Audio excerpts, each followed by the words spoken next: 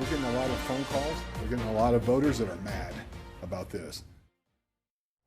Tonight, we have learned President Trump's been personally flagged about more than 1,300 ballots marked undeliverable in Navajo County ahead of this week's primary.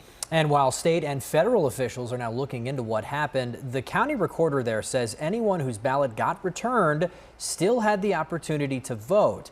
Alexis Dominguez is here with us now. Alexis, what can you tell us about this? Yeah, well, I can tell you I spoke with the former Arizona Republican Party chair, Gina Swoboda, who says she personally texted President Trump about the returned ballots after learning about it herself.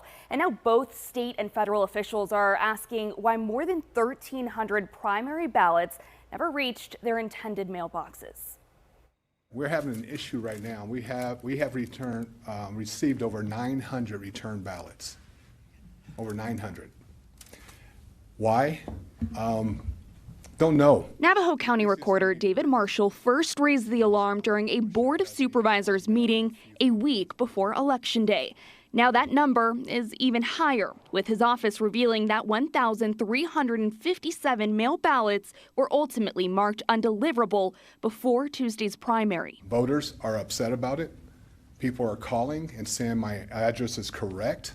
So the addresses, 99% of them are accurate according to our system, but we don't understand why they're not reaching their homes. Marshall says he has notified affected voters, mailing them instructions on how to vote in person during early voting or on Election Day.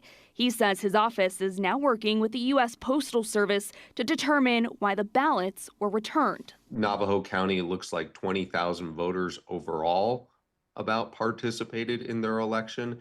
The unfortunate thing in this situation is that a number of those races were within that margin. We're within 1,300 votes cast. Former Maricopa County Recorder Stephen Richards says determining where the breakdown occurred is critical. We have a November 3rd general election. That means that mail ballots will be going out in early October. And so if there is an issue, the time to clean it up is immediately. Arizona election officials say they're gathering more information. Only about 60 to 65% of Americans are highly confident that the midterm elections will be conducted accurately, lawfully, fairly.